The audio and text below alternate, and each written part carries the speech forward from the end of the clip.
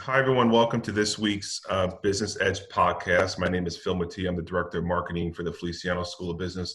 We're here with Dr. David Axelrod. He's a professor of economics at the Feliciano School. Welcome, David. How are you? I am doing very well, Phil. Thank you again for having me, and I hope you're doing well. I am doing very well. This is probably your maybe 10th podcast we've done with Dr. Axelrod, and I encourage you to go to our Business Edge podcast to listen to his other podcasts related to topics on economics, economy, mental health was a recent one. So I encourage you to take a look at those podcasts, review those podcasts, as well as others that we've done with other faculty at the Feliciano School, and many of them related to the coronavirus and the impact it's had on really pretty much every part of our daily lives. Today we're talking about is the recession over? Today's June 26th. It's about 10 o'clock in the morning here Eastern time as we record this interview. And a lot of things have happened since the outbreak of the coronavirus. Just some things, some points before we get into the interview. Over the past 14 weeks, 47 million Americans have filed for unemployment.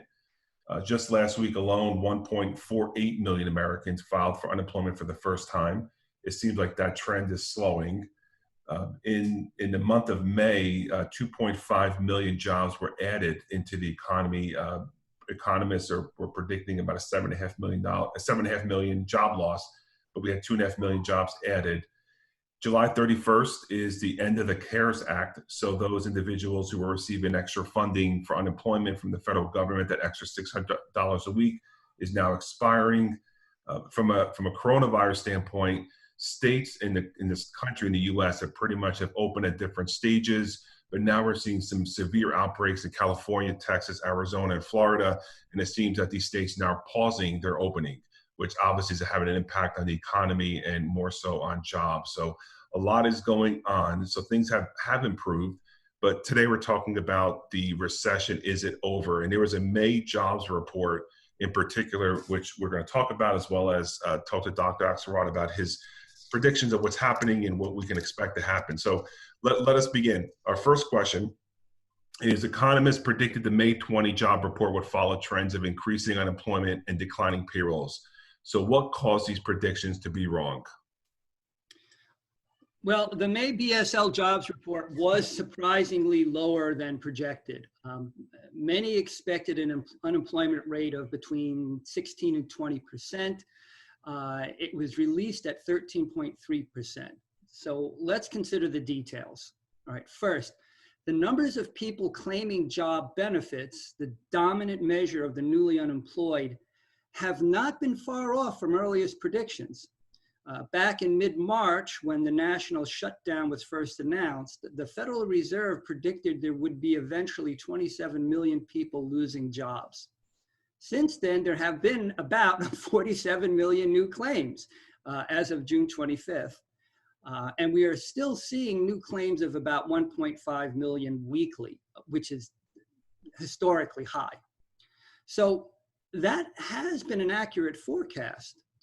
What has been unexpected was how quickly many people went back to work.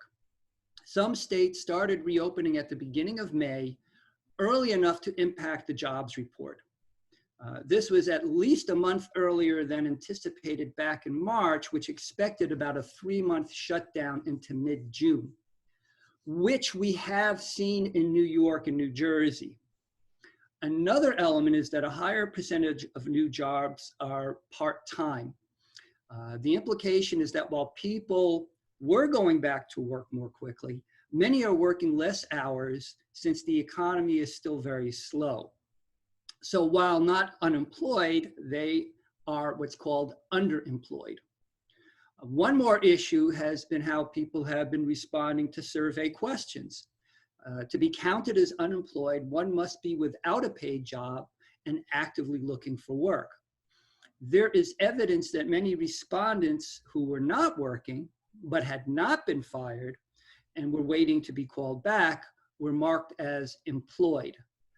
This is referred to as a misclassification error. The surveys and methods for counting unemployment were not designed to deal with the current situation where a mass simultaneous shutdown of the economy happens.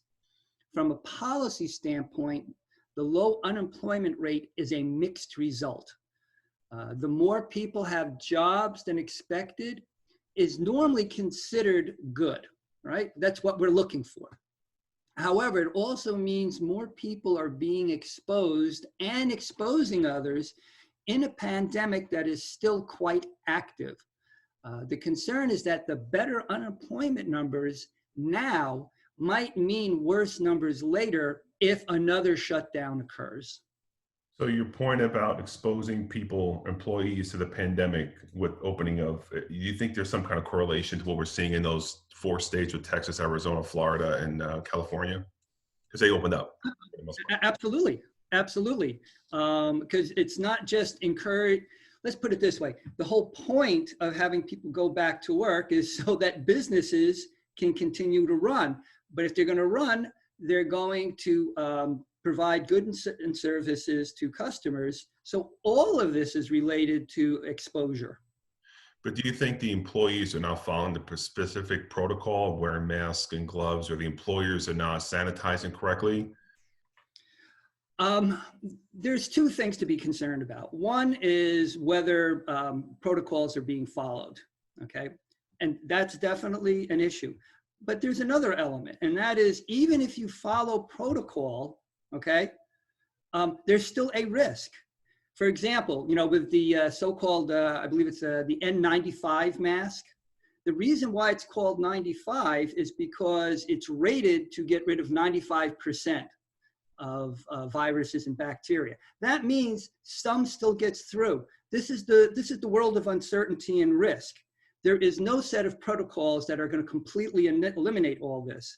This is one of the arguments for why we need to have the protocols and for having little activity go on.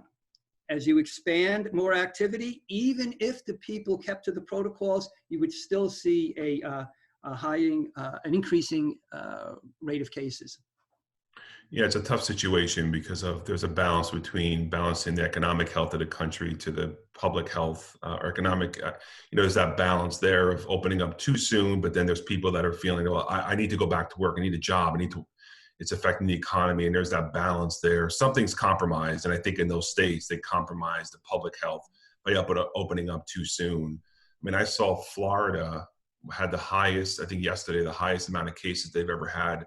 In the US as a total, there were more cases yesterday than there were in April when we were in the early stages of this pandemic. So clearly there's an increase in cases in those states as well as in the country as a whole. We in New Jersey and New York are now really the model states now, whereas 2 months ago, we were the states that had the highest amount of cases. So people argue that we took a very conservative approach, the governors Cuomo and Murphy, in shutting everything down and opening up slowly. So we're seeing that now that really worked, and hopefully it continues to work as we open up slowly. But there's that argument of, I guess the question is, when is it safe to open? Do cases have to be in double digits, or do we wait till there's a vaccine? What is a solution, and how would you recommend go about doing that? Let's say those 4 states did not open as early as they did, and they remain closed for the most part. Eventually they have to open, but how do they open, ensuring that their employees are safe and their customers as well, because there's interaction there? What do you do? Okay, so there's a concept of risk mitigation. So that's the idea that you're never going to completely get rid of all risks. And there's a very strong point to be made that you don't want the economy shut down for so long that it never recovers, if for no other reason that the economy it's not just about money, it's about what we produce. And part of what we produce are masks and ventilators and medicines and food and places to live and the internet. So it is a balancing act. It is not unreasonable for someone to say, okay, look, we can't shut it down for a year and a half, okay, until everything goes away. That is not the best alternative. But I think what we're seeing, for example, in Texas, with the governor there realizing, okay, we've taken the risk, we've opened up, now we're seeing it's increasing, And it's like, okay, we can't wait any longer. We've got to do something now to cool it off, because it's one thing if they've got 5,000 cases a day, which is bad enough. But if they don't do anything, what happens when they get to 20 or 30 or 50,000 cases a day? And then all of a sudden, most of Texas is infected. There is no alternative to increasing protection when it's obvious it's getting worse. Yeah, and the argument also is, we don't really know how many cases. We know the number of cases that are reported, but there's people that are asymptomatic that had no idea they had it. I mean, I was seeing numbers a couple of days ago about 20 million Americans have had the coronavirus, or some high number of that sort. But I think we won't know that for a few years out, when people start getting antibody tests and start realizing that they had it and didn't know it. Because right now, when you look at it, and I've had this argument with friends, because they'll say to me, there's roughly 350 million people in America, and there's about 125,000 Americans that have died from this virus. That is less than, I don't know, your numbers guy, less than 0.5% roughly. I don't know, I can't remember, it's so small. Why are we shutting down the country for 0.5%? And then you look at the number of cases, is around 1.2 million cases in the US. That's even smaller number when you look at the total. So these are very, very small numbers. But what I argue with them is that there are thousands, if not millions of others that have had it, didn't know they had it, and we're now spreading it to other people. We won't know that for years to come. So it's a complicated topic. But let's get back to the May jobs report. And what industries have experienced growth in new positions according to that May report? Okay, so the biggest gains were in the leisure and hospitality industry, with over about 1 million more employed. So, this includes restaurants, bars, entertainment, among others. Since many of these were considered non-essential, they had closed during the shutdown and were the very businesses that reopening was focused on. All right. Construction, education and health, and retail also all showed strong gains as well. Government employment, federal, state, and local, showed the greatest losses over about 500,000 jobs. So while proponents of free markets might find the last beneficial, it does imply a reduction in many services, things like public education, infrastructure, and safety, that these services are further reduced, which can have a longer-term impact on the economy. If kids can't go to school, that makes it difficult for parents to go back to work. So, these are all tied together. Yeah, I'm actually going through that as well. I have a child going into kindergarten. He's gonna be a kindergarten student, so in September. So we're going through the same thing about what his kindergarten's gonna look like, whether it be online or in person, and how we manage that with my wife and I both working full time. So that'll be a challenge for us if it's online, if he's home. So, this is a big question, and everybody asks the same question about is this pattern going to continue on? Do you foresee this decreasing unemployment as we move forward? Or do you think it'll rise again? Again, it's the June jobs report will come out, I think, next Friday. Correct. Yeah. So that'll be interesting to see what June looks like. But do you think this decreasing unemployment will continue, or do you think it's going to continue or just go back up again? Well, in the short run, unemployment will likely decline, right? Because we've had more and more opening. And the rate of unemployment, although historically high at 1.5 million, is still lower than it was back in April and May. So the biggest issue is whether the contagion spreads again in the fall or earlier. But with respect to fall, especially when many schools reopen. All right, so make no mistake, schools and childcare will have to reopen before more workers can return to work, as we just mentioned. They are essential for parents to have the flexibility with their time. So the early results indicate that home online primary education is not performing to standard. And that will have a long-term implication. Okay, so it's one thing, if we do it for a few months as an emergency, but if we continue to have this for a couple of years, it's going to be a problem down the line. So if anything, it reinforces the argument that our economy will not fare well if it gets shut down again. So that mitigates against policies that lead to as big a drop as last spring. Okay, so if we do go shut down, we probably will not shut down in the same way we did the first time. However, this will likely be associated with another COVID spike in the fall, which could lead people to stay at home, even if they are not required.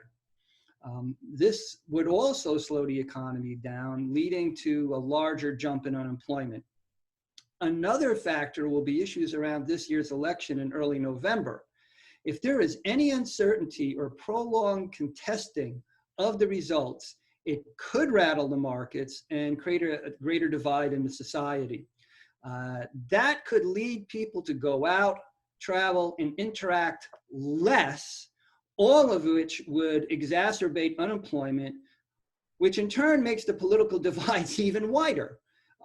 If we can avoid a mess going into 2021, the realization of a vaccine could rapidly encourage an economic rebound. Yeah, the political comment is interesting because that really adds a different layer to all this. It's election year obviously for the president and for Senate and House, and that really muddies the water and people's decision making on what we do next. And a contesting election, I've been hearing about that, and you're absolutely right. If that happens in November and we're dealing with this pandemic along with everything else, it would be a very difficult 2021. So, we've all adjusted in the past few months to the new normal, as we call it, of working from home or shopping online or not having schools open. And I think we're all adjusting to it. So what type of things do you see going forward as states begin to reopen or reopen slowly? What kind of trends do you predict as we move forward? All right. Well, first, the move toward working from home, remote online secondary education, as we're experiencing here, as well as all other colleges and universities, and greater reliance on package delivery will continue. People are discovering the great time and financial savings from not commuting and traveling distances to shop or work. Outdoor sporting events will likely recover more quickly than indoor events, given the lower risk and people's need for fresh air. The same for outdoor versus indoor entertainment. We are also likely to see a population shift out of urban environments to the lower density suburbs and rural locations. Now, this is going to have two major impacts. First, economic centers will become more distributed. The discrepancy between real estate prices in major cities as compared to its environs will tend to reduce. It won't reach equality, but there will be a new equilibrium. Second, this will also increase tensions through greater cultural clashes. All of this could accelerate the movement to more privatized security and policing, especially if we do see a reformation and decreased funding of state and local police. Because we can't forget, as people would say, the other pandemic that we're dealing with. In the longer run, healthcare will need to be more widely available to limit the damage from future contagious disease outbreaks. Our current reliance on fire departments that respond to any fire, let me explain, this is a comparison. Our current reliance on fire departments that respond to any fire was an outgrowth of the failure of privatized firefighting services. So deep in the past, one would only get those services if they had been paid for, and you typically had a medallion on your building. Right. The problem was that in urban environments, a fire in one building quickly spreads to others, leading to much greater damage and whole cities being devastated. I mean, it happened in Chicago, it happened in San Francisco. This is the same with contagious diseases, and part of the solution will include public provisioning, probably with a single payer, a Medicare for all, or some fully socialized medical industry. Yeah. There's one other point. Okay. There's another consideration that could substantially change things. while millennials have been dealing with difficulties with regular employment due to two major downturns, let's keep this in mind, they've been hit twice, as well as structural changes in the economy, their baby boomer parents and grandparents have accumulated a good bit of wealth. So as the later pass away, there will be a significant shift of wealth to the younger generation. This will also accelerate cultural changes, including more environmentally sustainable solutions. Given what we have seen with respect to how much air pollution decreased and how wildlife has responded to decreased human activity, as well as a greater appreciation for being outdoors, manufacturing will change as the population densities required to make them efficient are reduced.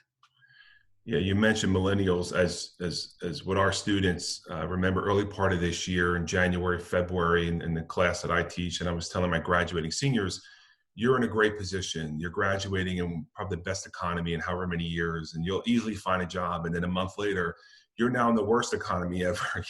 Unemployment rate's double digits. I mean, these kids, what they've gone through is extraordinary. It's unprecedented, from coming into a great economy to coming into this economy that's going to struggle for years, which leads me to my next question. Again, everybody has a different opinion on this. I'd love to get your opinion on this. So when do you think we'll get back to those pre-coronavirus unemployment levels? That's a good question, and let's consider some numbers before we answer this. All right, so given that the unemployment rate had been at 3.5%, as recently as February, that is a very low level based on United States historical data. It's likely to take a long time to get back to that. Okay, consider this. It took about 7 years for the peak of unemployment in the Great Recession to return to pre-recession levels, which was about 4.5%. It took almost 9 years for the unemployment in late 1979 of 5.7% to be observed again. So short of a major change in our economic system, it could take another decade to see 3.5% again. However, such a change could occur if the private sector does not rebound quickly enough, and the calls for a universal basic income become actualized as universal employment, which also includes things like healthcare. In other words, everyone that wants but does not have a private sector job will be offered one by the government. It could be part of the military, environmental protection, or many other departments. It would also eliminate the need for unemployment services. These will tend to be low-paying jobs and may require relocation, but it can solve any remaining issue around unemployment. Yeah, and speaking of jobs, you mentioned about the government offering positions. So should the government ensure employment to all? The free market doesn't have enough available work. Do you think the government should offer that employment to people that want to work that just can't find work? I tend to believe in that. Now, again, that does not mean it has to be a high-paying job. Maybe it's minimum wage with health benefits, because as I mentioned before, at some point we need to move to some kind of universal health care. So if that's going to be the case, and you can't let people starve,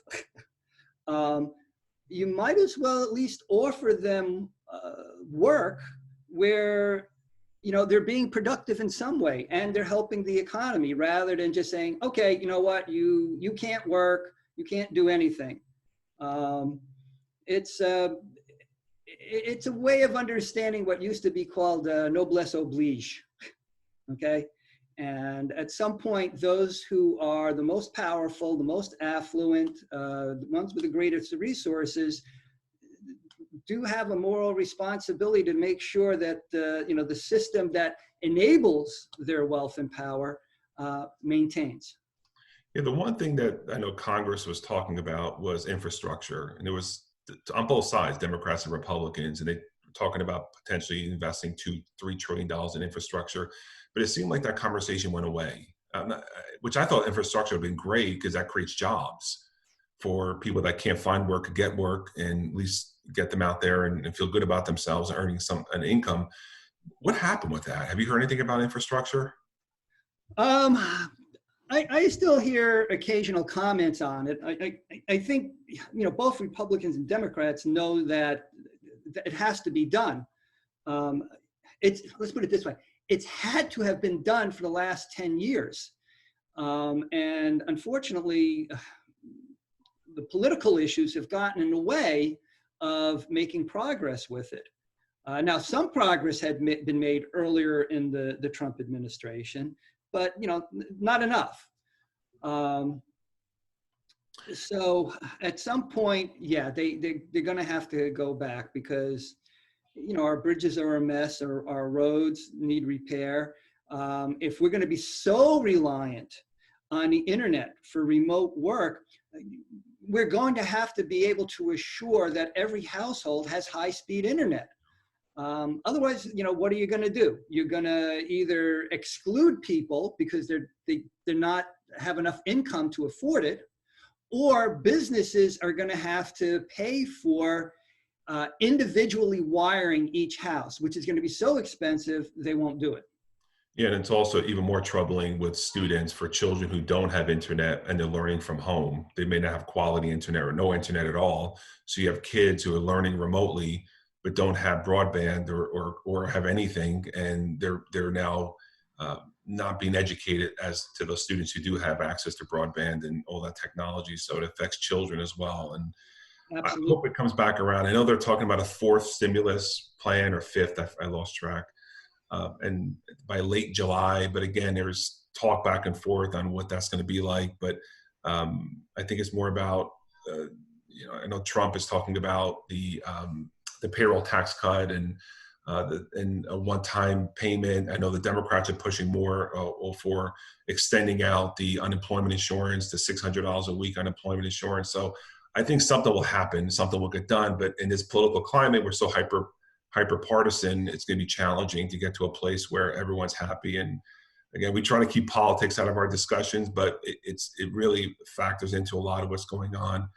The other question, we have essential workers that are heroes. I mean, these are people working 18 hours a day. They're on the front lines, working in the hospitals. And early on in March, when they didn't really know much about the virus, and I don't know what the number is, but I would assume a lot of them were infected with the virus because they were helping people and caring for those who had the sicknesses.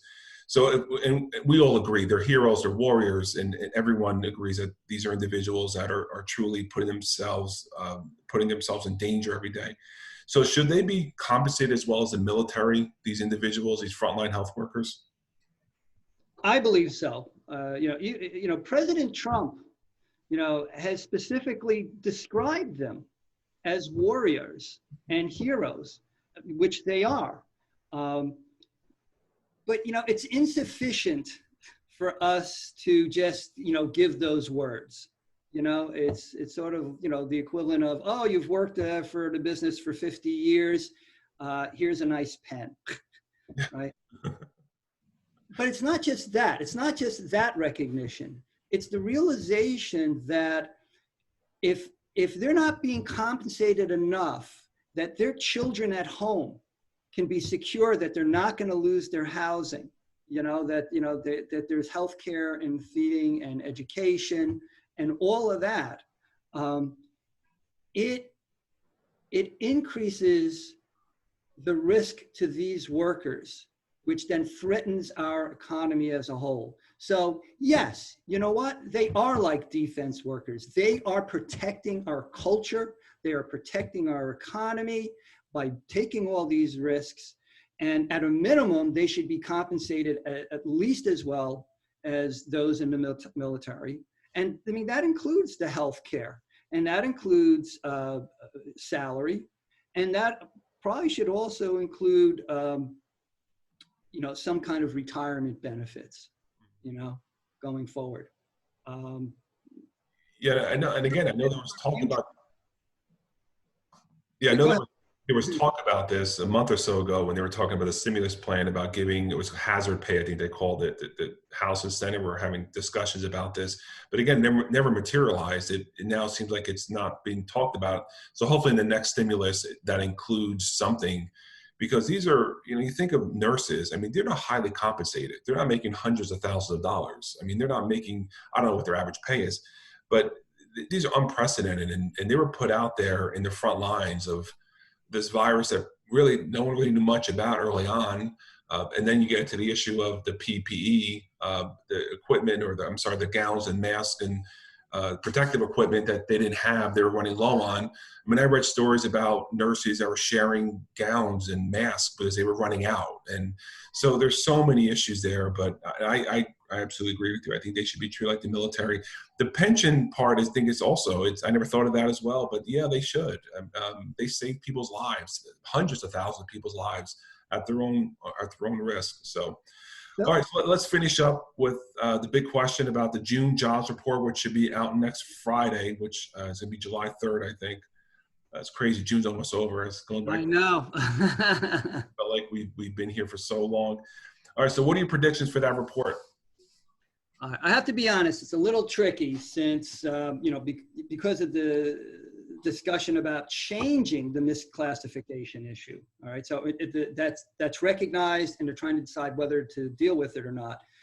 Generally speaking, statisticians and methodologists hate changing definitions because that means their models are not necessarily consistent with how things used to be estimated. If they do, okay, would almost definitely stay in double digits, okay, based on the continuing claims numbers, which have stayed about the same since mid-May. It was in the low 20s mid-May. It's still in the low 20s or so now. We might expect to see something in the 13 to 14% range again. But again, any changes in coding, methodology can lead to a significantly different result.